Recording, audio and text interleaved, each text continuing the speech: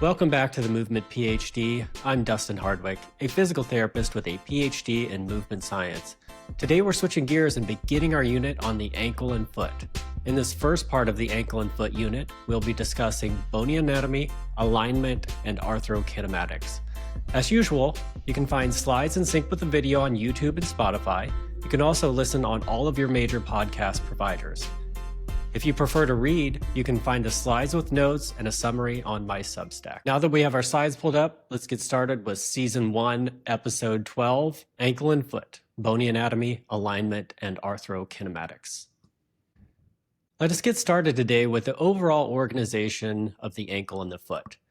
The true ankle joint is usually referring to that talocrural joint, which is the articulation between the tibia and fibula with the talus.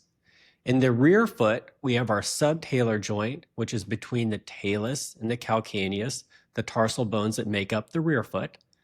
Then we have a joint between the rear foot and the midfoot. That's the transverse tarsal joint.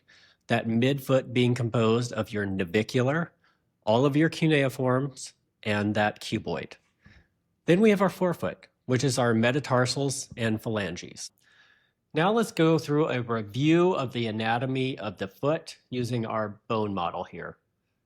The first bone we're going to talk about is the talus. Talus being part of the rear foot, the most superior part of that rear foot. With our talus, we have a trochlea. This is for articulating with the distal tibia.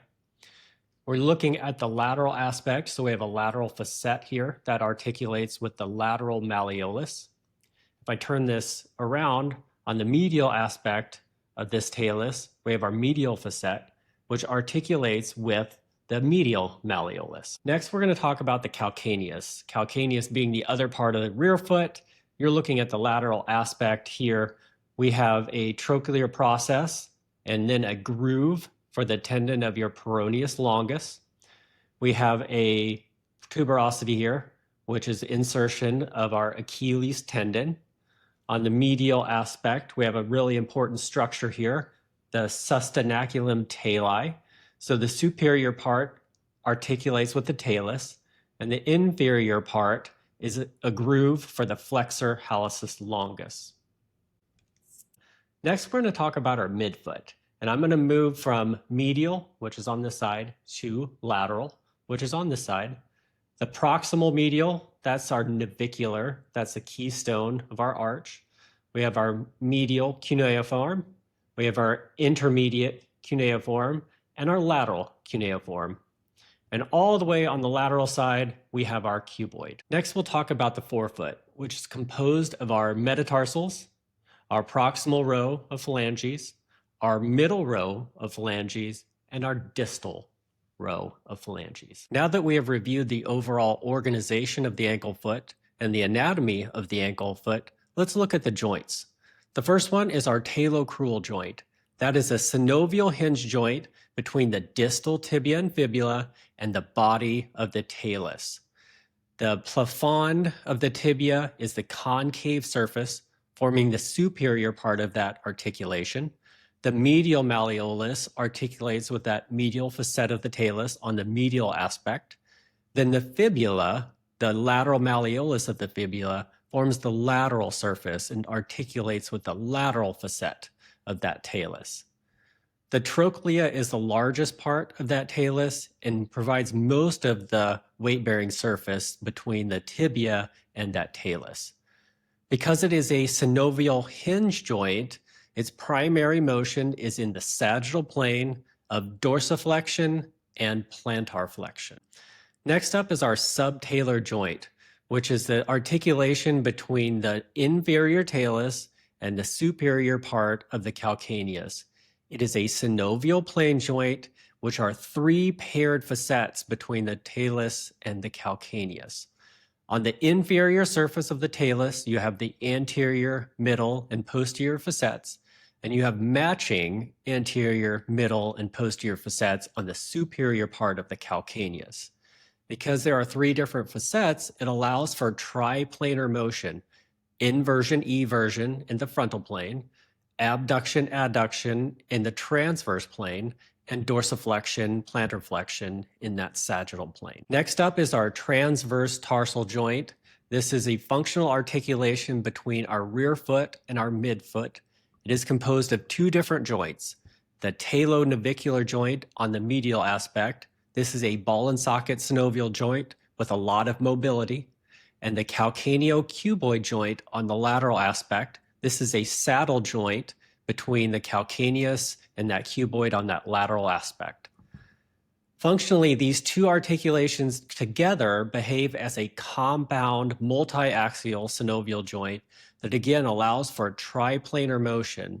So you have abduction in the transverse plane, you have inversion, eversion in the frontal plane, and dorsiflexion and plantarflexion in the sagittal plane. So the role of this transverse tarsal joint is really to modulate the flexibility of the foot. So during pronation, and we'll talk about what pronation is a little bit later, it unlocks, allowing that forefoot to be flexible for shock absorption. During supination, these bones lock, making the forefoot rigid, which allows you to transfer your power from your gastroc soleus into the floor for push-off. Now let's talk about the rays of the foot, and specifically the two most important ones. A ray is defined as a functional unit, so they work together, formed by the toes, metatarsal, and its cuneiform. The most important ray is that first ray. It has the most range of motion. The axis is a little bit oblique so that you get dorsiflexion and inversion combined. This is really important because this is your longitudinal arch. In early stance, that first ray is going to lower to the ground first. And it's really important structure related to arch support. And we'll talk about the windlass mechanism, which is a really important part of that first ray. We'll talk about that next week. The fifth ray is on the opposite side. So its motion is a little bit oblique to this. So now dorsiflexion is combined with eversion.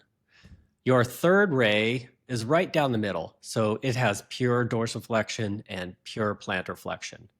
The second ray acts much like the first ray, and the fourth ray acts much like the fifth ray. Now we're going to review the motions of the ankle and the foot. We're going to start at the talocrural joint with the motion of dorsiflexion.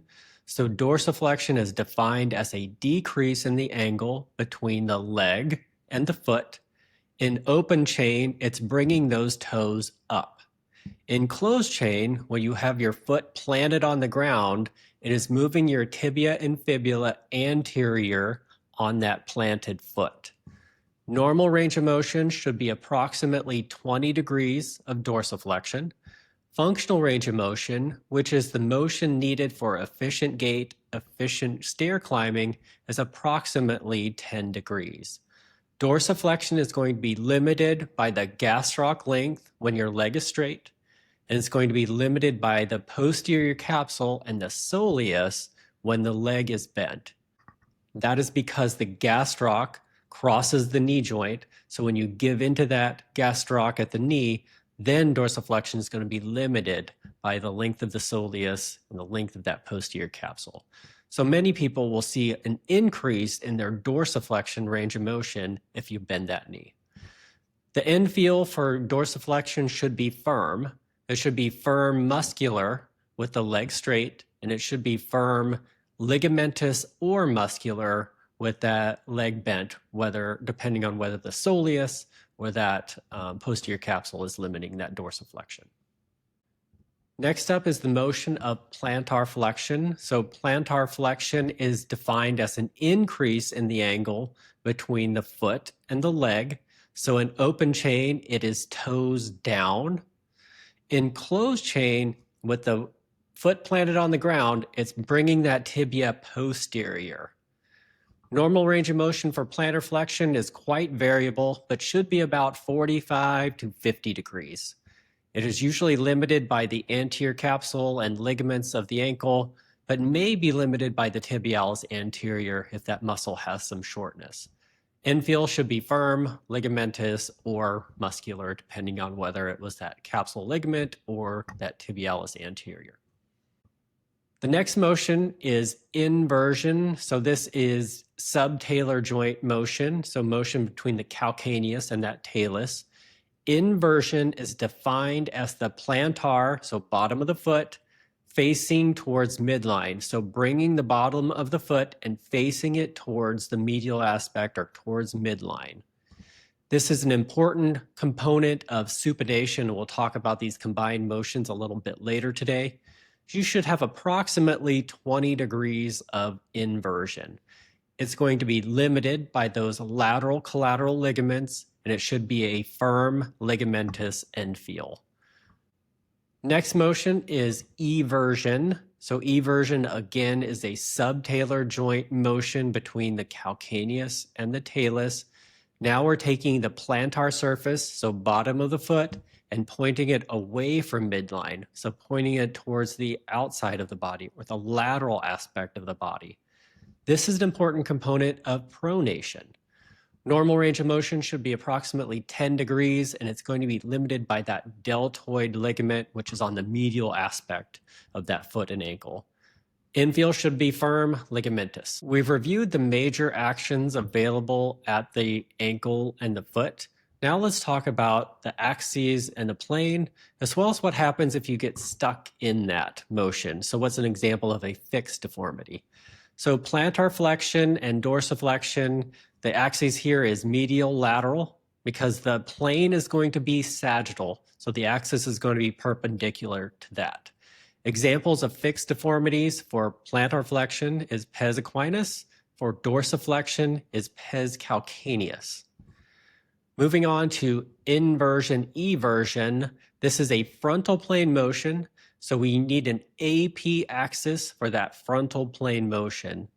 And examples of fixed deformities is Varus for inversion and Valgus for eversion. These are important concepts and important terminology here, so let me repeat that. Inversion deformity is a Varus deformity, and eversion deformity is a Valgus deformity.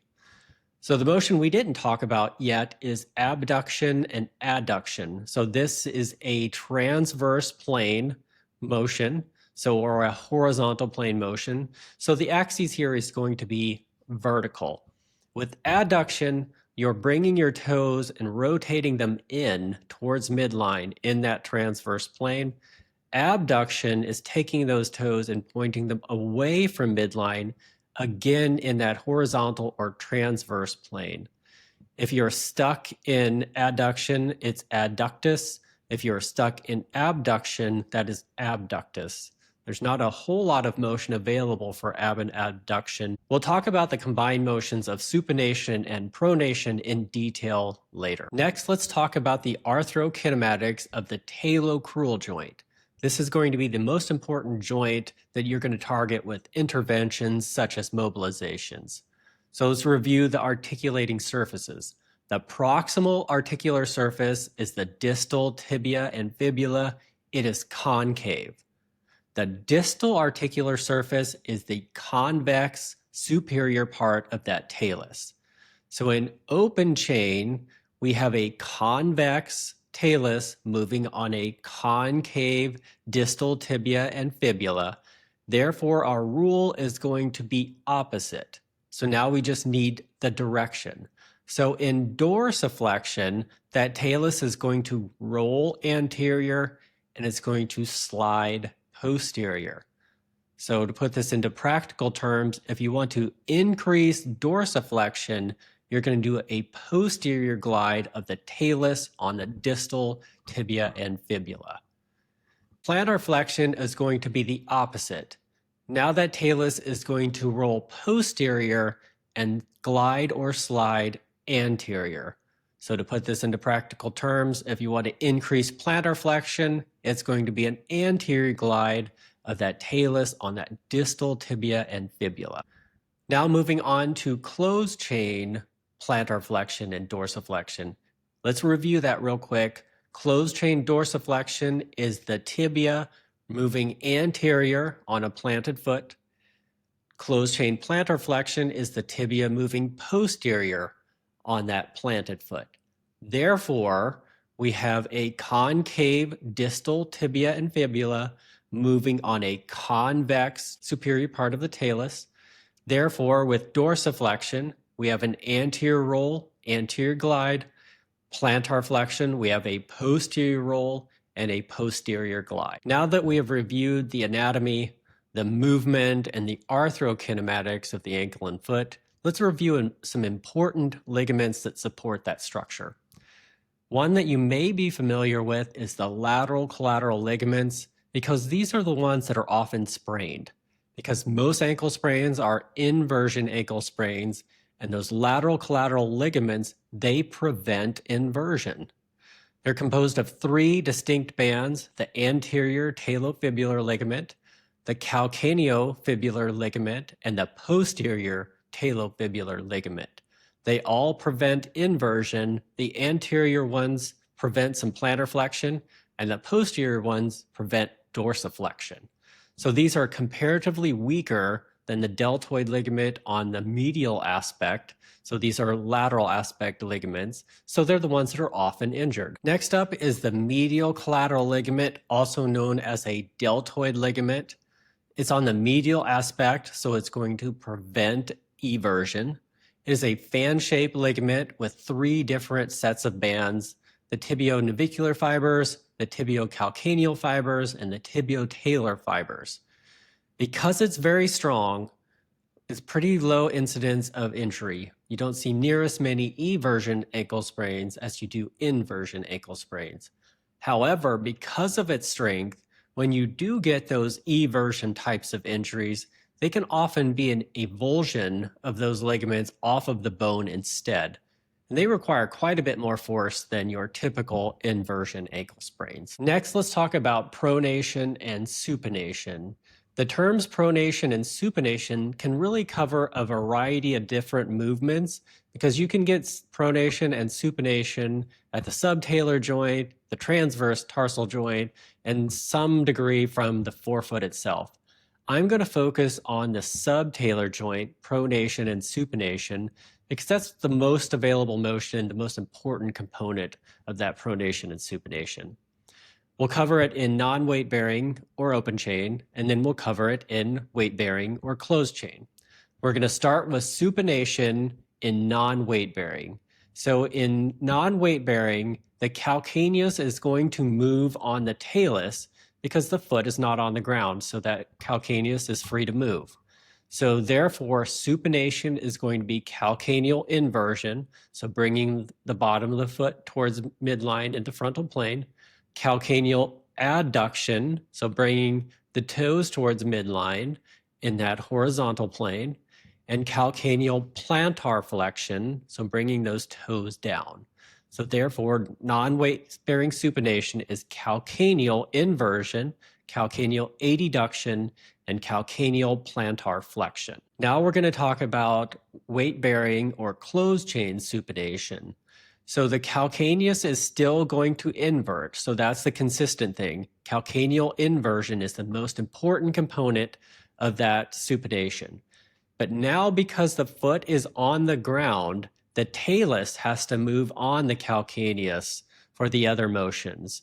So it's going to be talar abduction, so that talus moving away from midline in that horizontal plane, and talar dorsiflexion, so that talus moving towards the leg, so the talus moving superior. So how to visualize this is bringing your arch up. So if you put your foot on the ground and you raise that arch, you're going to get your calcaneus inverting and your talus abducting or laterally rotating. You're also going to get that talus dorsiflexing because that talus is coming up. Because that tibia is planted on that talus, that tibia is going to laterally rotate at the same time.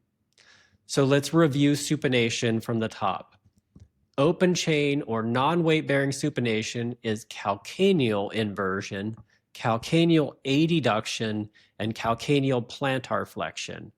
In weight bearing, it's still calcaneal inversion, but now it is talar abduction, talar dorsiflexion, And now because we have the tibia planted on that talus under load, it's going to be tibial lateral rotation. Now moving on to pronation. So pronation is going to be the opposite. So in non-weight bearing, it's going to be calcaneal eversion, calcaneal abduction, and calcaneal dorsiflexion. So let's repeat that. Calcaneal eversion, abduction, and dorsiflexion. In weight bearing, because the foot is on the ground, we still have calcaneal eversion, but now the talus is going to move down and in. So it's going to be talar adduction and talar plantarflexion. So how to visualize this is dropping your medial arch. As that medial arch drops, that talus is going to adduct, go towards midline, and it's going to plantarflex, or move away from that leg. Because your tibia is planted on the dome of that talus, it's going to medially rotate as that arch drops. Now let's review pronation from the top. Open chain pronation, calcaneal eversion, calcaneal abduction, calcaneal dorsiflexion. In closed chain, because the foot is on the ground, it's still calcaneal eversion. So calcaneal eversion is the most important component of pronation, but now it is talar adduction and talar plantarflexion. So to review weight bearing, supination is your talus moving up and out. In pronation, your talus is moving down and in. That's the easy way to really visualize it. And looking at your foot while you do these motions will help you to really learn it much better. If you take your shoes and socks off, move your arch down, you can really see that talus moving down and in. If you bring that arch up, you can really see that talus moving up and out. I've alluded to the arches of the foot in our discussion of pronation and supination, but let's review them again and talk about some structural deformities where they're not aligned as they should be. So your medial longitudinal arch is the lengthwise arch along that first ray, so going from that first ray back to that calcaneus. And then your transverse arch is across that midfoot, across the transverse part of the foot, across the midline of that foot. When we have a normal arch, you have some space between that talus and that navicular and the floor, but it's not too much space. When we have a high arch or pes cavus, so your arch looks like a cave, that means you have a high arch. So that means your foot is more supinated. So that talus and that navicular are going to be up and out. So therefore, there's going to be less contact between you and the floor. So if you look at a footprint, there's going to be less of a contact on that lateral aspect. So more force over a smaller area. So this is going to be more stress on those bones because you have a smaller contact area. Also, a supinated foot or a high arch is a very, very rigid foot. Remember, we talked about that transverse tarsal joint being locked in supination. So if you have a high arch, it's always locked. Therefore, that midfoot and that forefoot are going to be very rigid. So you're not going to be very good at shock absorption. Conversely, when we have a flat foot, now the arch is on the ground. So that is pronation because that talus and that navicular are going down and in. So now there is pes planus. So your foot is in a plane, it's flat. So because of that, we're going to have a very flexible foot. Remember, in pronation, that transverse tarsal joint unlocks and allows for a flexible foot. So this foot is going to be very good at shock absorption, but it's going to be very poor at push off because you're not going to get that rigidity needed to make for efficient gait. So you're going to have stress to the soft tissue, like your tibialis posterior tendon or that plantar fascia, because we have this flexible foot and all that stress that should be distributed equally between the bones and the soft tissue. Most of that's going to be on the soft tissue for pes planus.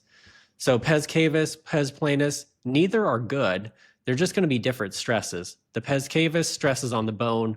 pes planus, the stress is going to be on that soft tissue. Our final topic for today is varus and valgus deformities of the forefoot and the rear foot. Before I get started, I just want to say that these are just a few examples. There are a lot of different structural deformities and a lot of different ways that you can compensate for those. These are just a few examples. We're going to get started with varus deformities. So if we have a rear foot varus or inversion deformity, most people are going to pronate to compensate for that because they don't want to have all their weight on the lateral aspect of the foot with that really rigid foot that has a lot of shock through it. So they're going to pronate to compensate. With that pronation, it brings that calcaneus back to neutral. So they're able to have good supination during push-off. This is a relatively minor type of issue. They don't lead to a lot of structural problems with the foot. However, if we have a forefoot varus, so in a forefoot varus situation, the first ray is dorsiflexed compared to the fifth ray. So that first ray is up compared to the fifth ray, or the medial aspect of the foot is up compared to the lateral aspect. So now, in order to compensate for that during pronation, that calcaneus is going to evert too much. It's going to end up in eversion. So these patients also often have issues with gait due to lack of push-off because their calcaneus is everted, leaving that midfoot rather flexible. They might have issues with push-off. If you don't compensate for either of these varus deformities, that's just a supinated foot. They have a lot of pressure on the lateral aspect. That foot is very rigid, therefore they're not very good at shock absorption. Now let's talk about rear foot and forefoot valgus deformities. A rear foot valgus deformity, so your rear foot is an eversion, is a pes planus, it is a flat foot. There's no compensation here because the foot is already on the ground, therefore it's just a flat foot. This is very common. You'll see a lot of patients, a lot of people you know may have a rear foot valgus as a component of that pes planus or that flat foot. However, if the valgus is coming from the forefoot, we have a dropped first ray. So basically the first ray is dropped relative to the fifth ray, so it is plantarflexed relative to the fifth ray. This is usually because you have a fibularis longus shortness, because that fibularis longus wraps underneath that foot and attaches to that base of that first metatarsal. So we have shortness of that fibularis or peroneus longus. We have a dropped first ray. So when we have a dropped first ray, all of our weight is on that first metatarsal head. So most people are going to compensate to bring the lateral aspect of the foot down. To get the lateral aspect of the foot down in line with that first ray, that needs to be supination.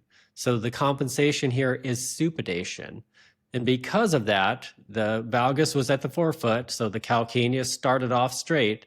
As we supinate or invert, now that calcaneus ends up in inversion. So with that, we have a very rigid foot that doesn't do very good shock absorption. So that forefoot valgus, usually peroneus longus or fibularis longus shortness, is going to be compensated by supination, leaving a very rigid foot. Thank you for joining me for this first episode of our ankle and foot unit. Today we discussed bony anatomy, alignment, and arthrokinematics. In the next episode, we're going to continue our ankle and foot unit with a discussion of the muscles, movement, and gait. I'm also going to start our next episode with a review of pronation, supination, and those varus and valgus deformities, because I think those topics are ones that students and other people have issues with. So we'll start with a review there, and then we'll move on to our muscles, movement, and gait. Thanks again for watching, and don't forget to like, subscribe, and leave me a question you have in the comments. I'll see you next time.